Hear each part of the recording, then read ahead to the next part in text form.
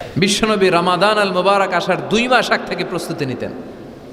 বিশ্বনবী দোয়া করতে শুরু করতেন রজব মাস থেকে, আর আল্লাহর কাছে বলতেন, আল্লাহুম্মা বারিক লানা ফি রজব ওয়া শাবান ওয়া বাল্লিগনা রমাদান। রজব শাবানে বরকতে দাও, রমজান মাসে গুনাহ ঝরাও। সপ্তাহ জুড়ে তুমি বরকতে দাও, জুমার দিনেতে গুনাহ ঝরাও। রজব শাবানে বরকতে দাও, রমজান মাসে গুনাহ ঝরাও। চিল্লায় পড়েন আমিন। রমজান আসার 2 মাস আগে বিশ্বনবী রজব মাস থেকে রমজানের প্রস্তুতি নিতেন। আল্লাহু আকবার। আর পড়তেন, আল্লাহুম্মা বারিক লানা ফি রজব ওয়া শাবান। ও আল্লাহ, রজব আর শাবান মাসে আপনি বরকত দেন। ওয়া বাল্লিগনা রমাদান, রমজান মাসে পৌঁছে দেন। এখন যে মাসটা চলতেছে এটা কি মাস? হ্যাঁ, তাহলে রমজানের প্রস্তুতি নেওয়ার দরকার আছে না নাই?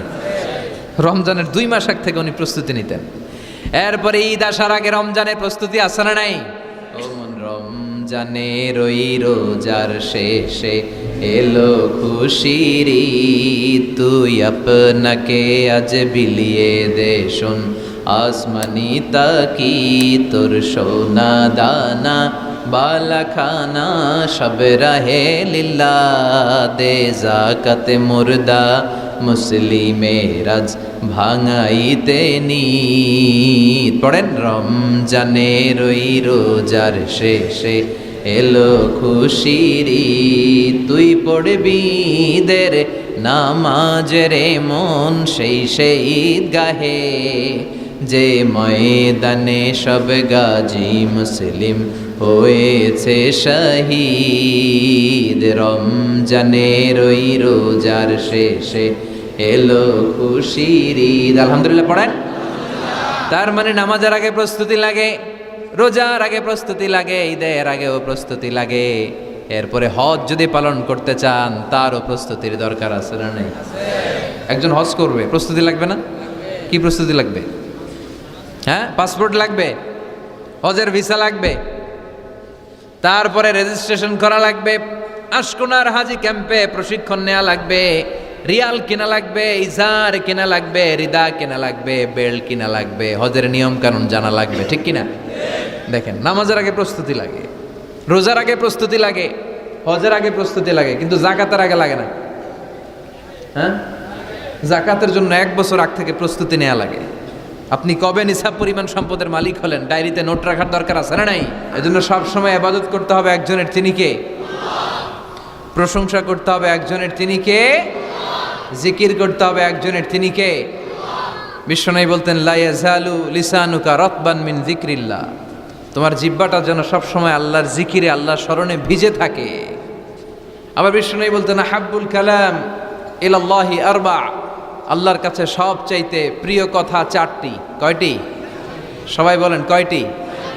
1 হচ্ছে সুবহানাল্লাহ, 2 হচ্ছে আলহামদুলিল্লাহ, 3 হচ্ছে লা ইলাহা ইল্লাল্লাহ, 4 হচ্ছে আল্লাহু আকবার।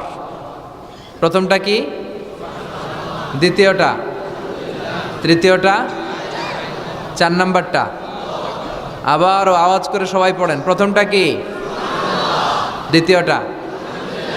তৃতীয়টা? চতুর্থটা? আহাব্বুল কালাম ইলাল্লাহি আরবা, আল্লাহর কাছে সবচাইতে প্রিয় কথা এই 4টা, সবচাইতে প্রিয় কথা। আর এই প্রতিটা কথার ভিতরে আল্লাহর নাম আছে না নাই?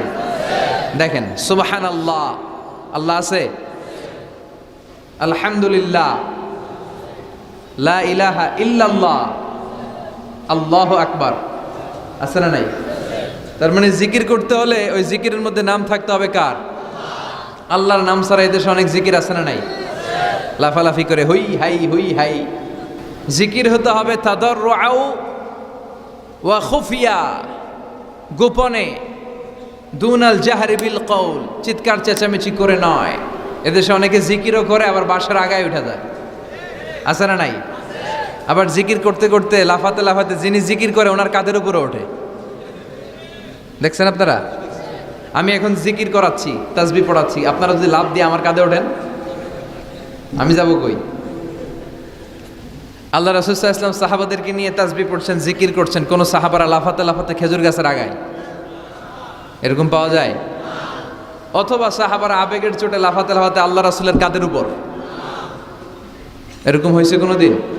তাহলে এইরকম সিস্টেমে হুই হাই করে লাফালাফি করে কোনো ধরনের জিকির করা যাবে? জিকির করতে হবে হাতের কড়ায়, গুনে গুনে, ভদ্রভাবে। আব্দুল্লাহ ইবনে আমর ইবনে আস তিনি বর্ণনা করেন, রাআইতু রাসূলুল্লাহ সাল্লাল্লাহু আলাইহি ওয়াসাল্লাম ইয়াকিদু তাসবিহা বিয়ামিনি, আমি আল্লাহ রাসূলকে ডান হাতের গিড়ায় এভাবে আস্তে আস্তে তাসবিহ পড়তে দেখেছি। কোন হাতের গিড়ায়?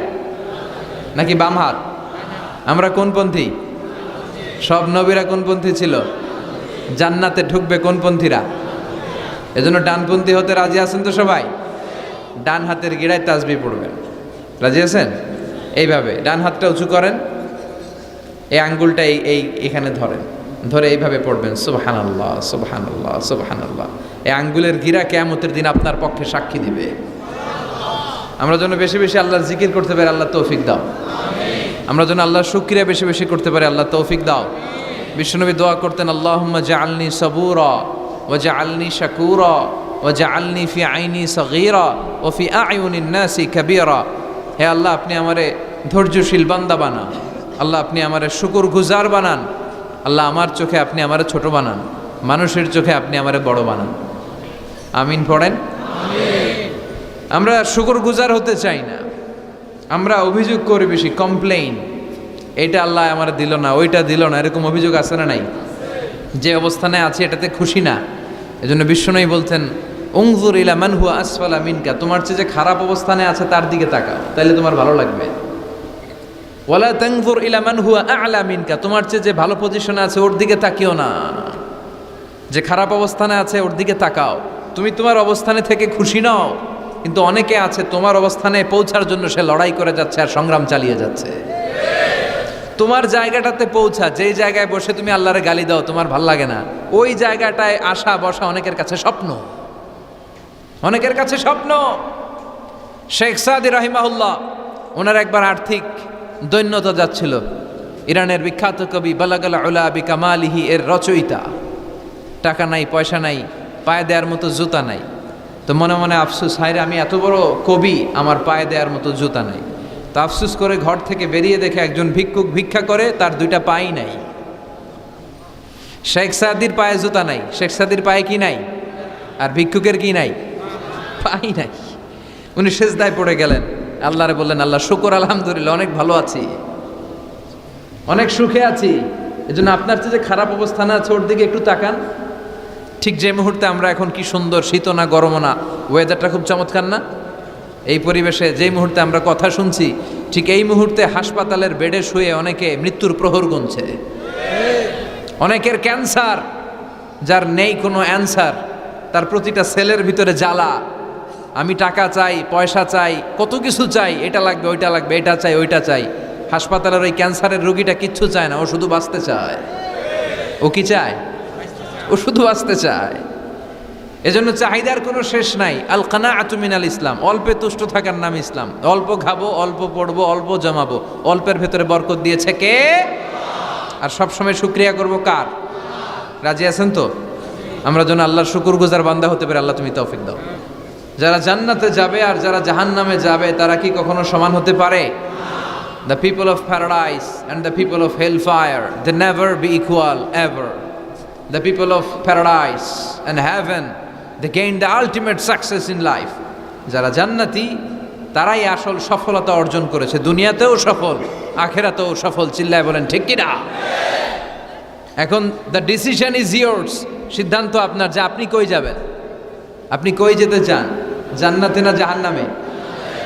আল্লাহ আমরা যেন জান্নাতেও এরকম একত্রিত হতে পারি, তুমি তৌফিক দাও। বিষ্ণু বলেছেন, ইকরাউল কুরআন ফাইন্নাহু ইয়াতি ইয়াউমাল কিয়ামাতি শাফিআন লিআসহাবি, বেশি বেশি কোরআনের তেলাওয়াত করো, কারণ এই কোরআন কিয়ামতের দিন তোমাদের জন্য সুপারিশকারী হবে। কোরআন যদি আপনার পক্ষে আল্লাহর কাছে সুপারিশ করে, আল্লাহ এই সুপারিশ ফেলে দিতে পারবে? পররাষ্ট্রমন্ত্রী যদি মাননীয় প্রধানমন্ত্রীর কাছে কোনো বিষয়ে সুপারিশ করে, রেকমেন্ডেশন করে, মাননীয় প্রধানমন্ত্রী এই সুপারিশকে কি রিজেক্ট করতে পারবে?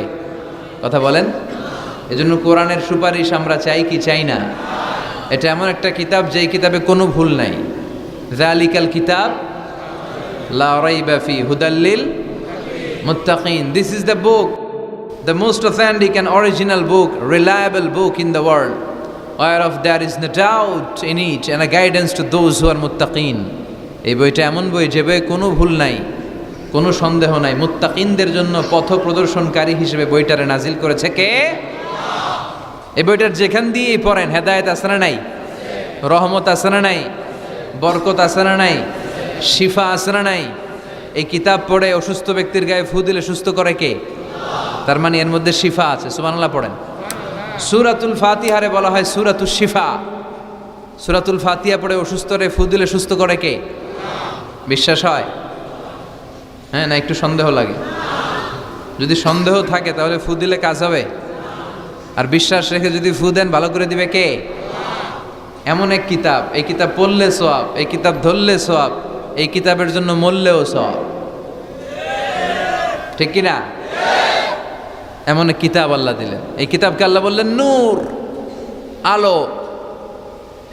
আলোর সাথে তুলনা করেছেন। কিতাবুন আনজালনাহু ইলাইকা লিতুখরিজান NASA Minaj যুলুমাতি ইলান Noor. I've revealed this holy and sacred book unto you, O my beloved last messenger, in order to lead the mankind out of darkness into the light. অন্ধকার থেকে আলোর দিকে নেয়ার জন্য এই কিতাবকে পাঠিয়েছে কে? এই কিতাব পড়লে, এই কিতাব মানলে, বুঝলে, এই কিতাবের বাস্তবায়ন সমাজে ঘটালে সমাজটা আলোকিত হবে। ঠিক কি না? আমরা একটা আলোকিত সমাজ চাই কি চাই না? যে সমাজে এই কিতাব দিয়ে আইন করা হয়, এই কিতাবের আইনে সমাজে আইনটাকে বাস্তবায়ন করা হয়, ওই সমাজে কোনো ধর্ষণ থাকে, কোনো দুর্নীতি থাকে, ওই সমাজটা হয় মদিনার সমাজ, ওই সমাজটা হয় শান্তির সমাজ। এজন্য আমরা যেন কোরআনের সাথে সম্পর্ক বাড়াই, প্রতিদিন যেন কোরআনের তেলাওয়াত করি, একটি করে হলেও কোরআনের আয়াতের বঙ্গানুবাদ যেন আমরা পড়ি। পারা যাবে? সবাই পড়ে ইনশাআল্লাহ।